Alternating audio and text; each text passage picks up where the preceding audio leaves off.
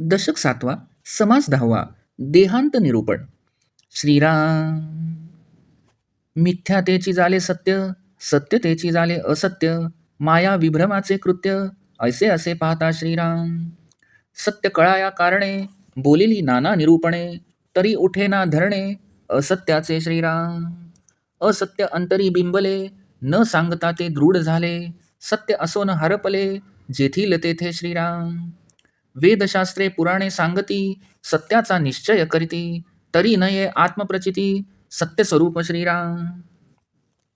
सत्य असोन आच्छादले, मिथ्या नसोन सत्य झाले, ऐसे विपरीत वर्तले, देखत देखता श्रीराम. ऐसी मायेची करणी, कळो आली तक्षणी, संत संगे निरूपणी, विचार घेता श्रीराम. मागा झाले निरूपण, देखिले आपणासी आपण, तेणे बाणली खूण, परमार्थाची श्रीराम. तेणे समाधान झाले, चित्त चैतनी मिळाले, निज स्वरूपे ओळखिले, निज वस्तुसी श्रीराम. प्रारब्धी टाकिला देहो, बोधे फिटला संदेहो, आताची पडो अथवा राहो, मिथ्या कळीवर श्रीराम. ज्ञानियांचे जे शरीर, ते मिथ्यत्वे निर्विकार, जेथे पडे तोची सार, पुण्यभूमी श्रीराम. साधू दर्शने पावन तीर्थ, पुरती त्यांचे मनोरथ, साधू न येता जिणे व्यर्थ, तया पुण्यक्षेत्रांचे श्रीराम.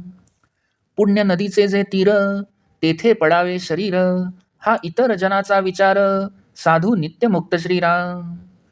उत्तरायण ते उत्तम, दक्षिणायण ते अधम, हा संदेही वसे भ्रम, साधू तो निस्संदेह श्रीराम. शुक्ल पक्ष उत्तरायण, गृही दीप दिवा मरण, अंती राहावे स्मरण, गती कारणे श्रीराम. इतुके न लगे योगी आसी, तो जितची मुक्त पुण्यराशी, तिळांजुळी पाप पुण्यासी, दिदली तेणे श्रीराम. देहाचा अंत बरा आला, देह सुखरूप गेला, त्यासी म्हणती धन्य झाला, अज्ञान जन श्रीराम. जनाचे विपरीत मत, अंती भेटतो भगवंत, ऐसे कल्पून घात, करीती आपुला स्वये श्रीराम. जिता सार्थक नाही केले, व्यर्थ आयुष्य निघून गेले, मुळी धान्याची नाही पेरिले, ते उगवेल कैचे श्रीराम. जरी केले ईश्वर भजन, तरीच होई जे पावन, जैसे व्यवहारिता धन, रासी माथा लाभे श्रीराम. दिधल्या विण पाविजेना, पेरल्या विण उगवेना, ऐसे हे वाक्य जना, ठाऊकेची आहे श्रीराम. न करिता सेवेच्या व्यापारा, स्वामीस म्हणे कोठे मुशारा, तैसे अंती अभक्त नरा, स्वहित न घडे श्रीराम. जिता नाही भगवत भक्ती, मेल्या कैची होईल मुक्ती, असो जे जे जैसे करीती, ते ते पावती तैसे श्रीराम. एवं न करिता भगवत भजन, अंती न विजय पावन, जरी आले बरे मरण, तरी भक्ती विण अधोगती श्रीराम. म्हणून साधूने आपले, जीत असताच सार्थक केले, शरीर कारणी लागले, धन्य त्याचे श्रीराम. जे का जीवनमुक्त ज्ञानी, त्यांचे शरीर पडो राणी, अथवा पडो स्मशानी, तरी धन्य झाले श्रीराम. साधूचा देह खितपला, अथवा श्वानादिकी भक्षिला, हे प्रशस्त न वटे जनाला, मंदबुद्धीस्तव श्रीराम. अंत बरा नव्हेची म्हणून, कष्टी होती इतर जन, परी बापुडे अज्ञान, नेणती वर्म श्रीराम. जो जन्मलाच नाही ठाईचा, त्यास मृत्य येईल कैचा, विवेक बळे जन्ममृत्याचा, घोट भरिला जेणे श्रीराम. स्वरूपनु संधान बळे, सगळी मायाच नाडळे, तयाच पार न कळे, ब्रह्मादिकांसी श्रीराम. तो जितीच असता मेला, मरणास मारून ज्याला, जन्म मृत्य न स्मरे त्याला, विवेक बळे श्रीराम. जो जनी दिसतो परी वेगळा, वर्तता भासे निराळा, दृश्य पदार्थ त्या निर्मळा, स्पर्शलाची नाही श्रीराम. असो ऐसे साधूजन, त्यांचे घडलिया भजन, तेणे भजने पावन, इतर जन होती श्रीराम. सद्गुरूचा जो अंकित साधक, तेणे केलाची करावा विवेक, विवेक केलिया तर्क, फुटे निरूपणी श्रीराम. हेची साधकासी निरवणे, अद्वैत प्रांजळ निरूपणे, तुमचेही समाधान बाणे, साधूच ऐसे श्रीराम. जो संतास शरण गेला, तो संतची होऊन ठेला, इतर जनास उपेगा आला, कृपाळूपणे श्रीराम. ऐसे संतांचे महिमान, संत संगे होते ज्ञान, सत्संगा परते साधन, आणिक नाही श्रीराम. गुरुभजनाचे नि आधारे, निरूपणाचे नि विचारे, क्रियाशुद्ध निर्धारे, पाविजे पद श्रीराम. परमार्थाचे जन्मस्थान, तेची सद्गुरूचे भजन, सद्गुरु भजने समाधान, अकस्मात बाणे श्रीराम. देह मिथ्या जाणोनी जीवे, याचे सार्थकची करावे, भजन भावे तोषवावे, चित्त सद्गुरूचे श्रीराम. शरणागतांची वाहे चिंता, तो एक सद्गुरु दाता, जैसे बाळक वाढवी माता, नाना येतने करोनी श्रीराम. म्हणून सद्गुरूचे भजन, जयासी घडे तोची धन्य, सद्गुरु विण समाधान, आणिक नाही श्रीराम. सरली शब्दाची खटपट, आला ग्रंथाचा सेवट, येथे सांगितले पष्ट, सद्गुरु भजन श्रीराम. सद्गुरु भजना परते काही, मोक्षदायक दुसरे नाही, जयास न मने तैही, अवलोकावी गुरु गीता श्रीराम. तेथे निरोपिले बरवे, पार्वती प्रती सदाशिवे, या कारणे सद्भावे, सद्गुरु चरण सेवावे श्रीराम. जो ये ग्रंथीचा विवेक, विवंचुनी पाहे साधक, तयास सापडे एक, निश्चय ज्ञानाचा श्रीराम. जे ग्रंथी बोलिले अद्वैत, तो म्हणो नये प्राकृत, सत्य जाणावा वेदांत, अर्थविषयी श्रीराम. प्राकृते वेदांत कळे, सकळ शास्त्री पाहता मिळे, आणि समाधान निवळे, अंतर्यामी श्रीराम. ते प्राकृत म्हणो नये, जेथे ज्ञानाचे उपाये, मूर्खासी हे कळे काये, मर्कटा नारिकेळ जैसे श्रीराम. आता असो हे बोलणे, अधिकार परत्वे घेणे, शिंपी मधील मुक्त उणे, म्हणो नये श्रीराम. जेथे नेती नेती श्रुती, तेथे न चले भाषा वित्पत्ती, परब्रह्म आदि अंती, अनुर्वाच्य श्रीराम. इति श्रीदासबोधे गुरुशिष्य संवादे देहांत निरूपणनाम समास 10वा समाप्त. दशक 7वा समाप्त.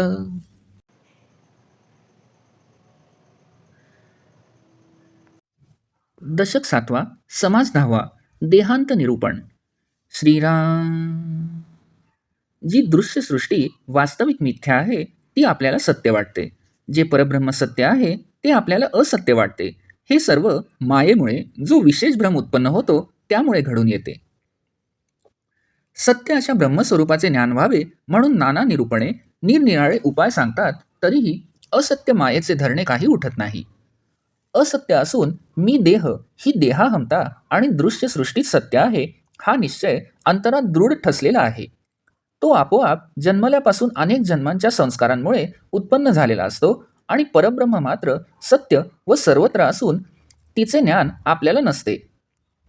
वेद, शास्त्रे, पुराणे नाना प्रकारे सत्याचा निश्चय व्हावा म्हणून उपदेश करतात, पण याप्रमाणे शास्त्रांनी सांगूनही त्या सत्य स्वरूपाची आत्मप्रचिती येत नाही. परब्रह्म सत्य असून ते मायेच्या योगे आच्छा दिले जाते व माया मिथ्या असून ती सत्य वाटत असते. असे सगळे आपल्या समक्षच विपरीत घडून येते. पण ज्यावेळी संत समागम घडतो व अध्यात्म निरूपणाच्या श्रवणाने सारासार विवेक उत्पन्न होतो, तेव्हा या मायेची करणी समजून येते. याचे निरूपण पूर्वी आले आहे. आपणच आपला शोध घेऊन स्वस्वरूप अनुभवाने आपले खरे रूप जाणून घेतले आहे. त्यामुळे परमार्थाची खूण अंतरात बांधली आहे. त्यामुळे समाधान लाभले असून चित्त चैतन्याशी एकरूप झाल्याने आपण स्वतःच ब्रह्मस्वरूप आहोत अशी आपल्या खऱ्या स्वरूपाची आपल्याला ओळख पटली आहे. आत्मबोध झाल्याने संदेह नाहीसे झालेले असून आता देह प्रारब्धाच्या हवाली केला आहे. आता हे मिथ्या कलेवर म्हणजेच देह लगेच पडला अथवा राहिला तरी त्याच्याशी आपला संबंधच उरलेला नाही अशी ज्ञानी लोकांची भूमिका असते. ज्ञानी लोकांना शरीर मिथ्या आहे या विचाराने जिवंतपणीच नसल्यासारखे वाटत असते. थोडक्यात ज्ञानी ममत्व रहित असतानाच त्याचे शरीर जेथे कुठे पडते ती भूमी खरोखरच पुण्यभूमी होय. साधू संतांच्या दर्शनानेच तीर्थांना पावित्र्य येते व त्यांचे महात्म्य वाढते. साधू संत जर आले नाहीत तर त्या तीर्थक्षेत्रांचे जिणे व्यर्थ ठरते. सामान्य लोकांची अशी इच्छा असते की गंगेसारख्या पुण्य नदीच्या तीरावर आपले शरीर पडावे म्हणजे आपल्याला मुक्ती मिळेल. पण साधू हे नित्य मुक्तच असतात. उत्तरायणात देह पडला तर उत्तम, दक्षिणायणात पडला तर अधम या संदेहाने सामान्य लोकांच्या मनात भ्रम उत्पन्न होतो. पण साधू हे निस्संदेह झालेले असतात. उत्तरायण असावे, शुक्ल पक्ष असावा, घरात दिवा जळत असता दिवसा मरण यावे, त्यातही अंतकाळी भगवंताचे स्मरण राहावे म्हणजे उत्तम गती मिळते असे लोकांना वाटत असते. योग्यांना या गोष्टींची आवश्यकता नसते. तो पुण्यपुरुष जिवंत असताना मुक्त झालेला असतो. त्याने पापपुण्यांना कधीच तिलांजली दिलेली असते. अज्ञानी लोक ज्याच्या देहाचा अंत बरा झाला असेल, जो सुखात असता मेला असेल, तो धन्य झाला असे म्हणतात. काही अज्ञानी लोकांची तर अशी विपरीत समजूत असते की अंतकाळी भगवंताचे दर्शन होते, या प्रकारे कल्पना जे करतात ते आपला घात करून घेतात. जिवंत असताना त्यांनी मनुष्य जन्माचे सार्थक केलेले नसते. सर्व आयुष्य व्यर्थच घालवलेले असते. मुळात धान्य पेरलेलेच नसते तर ते उगवून येणार तरी कसे? जर ईश्वर भजन केले असेल तरच मनुष्य पावन होतो. जसे जवळ असलेल्या धनाने व्यवहार केला असेल तरच मुद्दलाबरोबर व्याजही मिळून द्रव्यरास उपलब्ध होते. दिल्याखेरीज मिळत नाही, पेरल्याशिवाय उगवत नाही, हे वाक्य सर्व लोक जाणतातच. एखाद्या नोकराने सेवा न करताच धन्याला म्हणावं माझा पगार द्या, तर त्याला पगार कसा मिळेल? त्याप्रमाणे ज्याने कधी भक्ती केली नसेल, अंती त्याचे स्वहित कसे साधेल? जिवंत असताना भगवंताची भक्ती केली नाही तर मेल्यावर मुक्ती कशी मिळेल? असो, जे जे जसे करतात त्यांना त्या त्याप्रमाणे फळ प्राप्त होते. थोडक्यात म्हणजे जिवंत असताना जर भगवत भजन केले नसेल तर अंतकाळी पावन होता येत नाही. जरी लोकांच्या समजुतीप्रमाणे बरे मरण आले तरी भक्ती न केल्याने अधोगती प्राप्त होते. म्हणून जे साधू संत असतात त्यांनी जिवंत असतानाच मनुष्य जन्माचे सार्थक केलेले असते. भगवत भक्ती अथवा ज्ञानप्राप्ती करून शरीराचा सदुपयोग त्यांनी केलेला असतो, त्यामुळे ते धन्य होत. जे जिवंत असतानाच मुक्त झालेले असतात अशा ज्ञानी जीवनमुक्तांचे शरीर रानात पडो अथवा स्मशानात पडो तरी ते धन्यच असतात. साधूंचा देह खितपत पडला किंवा कोल्ह्या कुत्र्यांनी खाल्ला तर सामान्य लोकांना त्यांच्या मंद बुद्धीमुळे ते प्रशस्त वाटत नाही. सामान्य लोक त्याचा अंत बरा झाला नाही या विचाराने दुःखी होतात, पण ते बिचारे अज्ञानी लोक रहस्य जाणत नाहीत. पण मुळात जो जन्मलाच नाही त्याला मृत्यू कसा येईल? जो ज्ञानी असतो त्याने विवेकाच्या बळावर जन्म मृत्यूच्या भावनेलाच गिळून टाकलेले असते. त्याने स्वस्वरूपानुसंधानाच्या बळाने सर्व मायाच नाहीशी केलेली असते, त्यामुळे ब्रह्मादिकांनाही त्याचा पार लागत नाही. तो जिवंत असतानाच मेलेला असतो आणि मरणाला मारून जगत असतो, त्यामुळे विवेकाच्या बळाने त्याला जन्म मृत्यूचे भानच राहिलेले नसते. तो सामान्य लोकांमध्येच वावरतो तरी तो वेगळा असतो. त्याचे आचरण पाहिले की तो इतरांपेक्षा निराळा आहे हे कळून येते. तो निर्मळ अशा आत्मस्वरूपाशी ऐक्य पावल्याने वस्तुरूपच झालेला असतो, त्यामुळे दृश्य पदार्थादी माईक असल्याने त्याला स्पर्श करू शकत नाहीत. असो, अशा साधू संतांचे भजन घडले तर त्या योगे इतर लोकही पावन होतात. जो साधक सद्गुरूच्या अंकित असेल त्याने पुन्हा पुन्हा सारासार विवेक करावा. अशा प्रकारे विवेक केल्याने निरूपणाच्या वेळी नवीन विचार स्फुरू लागतात. श्री समर्थ म्हणतात, जे खरे साधक आहेत त्यांना अगत्याने हेच सांगावयाचे आहे की अद्वैताच्या प्रांजळ निरूपणामुळे साधू संतांच्या प्रमाणे तुमच्या ठिकाणीही निस्संदेह असे समाधान जरूर बाणेल.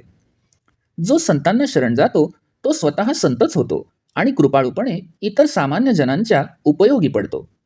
असा संतांचा महिमा आहे. संत समागमानेच आत्मज्ञान होते, म्हणून सत्संगाहून श्रेष्ठ असे दुसरे साधनच नाही.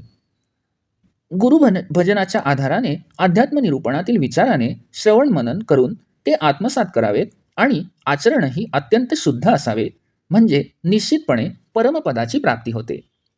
सद्गुरूंचे भजन हे परमार्थाचे जन्मस्थान आहे आणि सद्गुरू भजनाने म्हणजे त्यांनी सांगितल्याप्रमाणे साधना केली असता आत्मानुभव प्राप्त होऊन अकस्मात शाश्वत समाधान बाणते. देह मिथ्या आहे हे जाणून घेऊन जीवाने त्याचे सार्थक करावे आणि भावाने सद्गुरूचे भजन करून त्यांना संतुष्ट करून घ्यावे. आई जशी बालकाला नाना प्रयत्न करून वाढविते, त्याप्रमाणे सद्गुरू हे मातेप्रमाणेच शरण आलेल्या भक्तांची सर्व चिंता वाहतात. त्यांच्यासारखा दाता अन्य कोणी नसतो. म्हणूनच ज्याला सद्गुरूचे भजन घडते तो शिष्य धन्यच होय.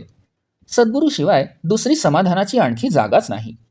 शब्दात जे काही सांगता येण्यासारखे होते ते सांगण्याचा प्रयत्न आत्तापर्यंत केला आहे. आता ग्रंथाचा शेवट आला आहे, म्हणून परत एकदा सद्गुरू भजनाचे महत्त्व स्पष्ट करून सांगितले आहे. खरोखर सद्गुरू भजनासारखे मोक्षदायक दुसरे काहीही नाही. ज्याला हे म्हणणे पटत नसेल त्याने गुरुगीता पाहावी. तेथे सदाशिवाने पार्वतीला सद्गुरूचरण सेवावे हेच उत्तम प्रकारे निरोपिले आहे, म्हणून सद्भावाने सद्गुरू चरणच सेवावे. या ग्रंथात जे विचार मांडलेले आहेत त्यांचे जो साधक मनन करील त्याचा आत्मज्ञानासंबंधी निश्चय होईल. ज्या ग्रंथात अद्वैत ज्ञानाचे प्रतिपादन केलेले असेल तो ग्रंथ प्राकृत मराठीतला म्हणून कमी प्रतीचा मानू नये, कारण त्याचा अर्थ खरोखर वेदांत परच असतो. वेदांत अनायासे मराठीत सुलभरित्या प्राप्त होईल. शिवाय अनेक वेदांतपर शास्त्रीय संस्कृत ग्रंथात जो वेदांत प्रतिपादिला तोच ह्या ग्रंथातही असल्याने त्याच्या श्रवणाने अंतःकरणात समाधान प्राप्त होईल. ज्यात आत्मज्ञानाचे उपाय सांगितलेले असतात त्या ग्रंथांना प्राकृत म्हणून तुच्छ मानू नये.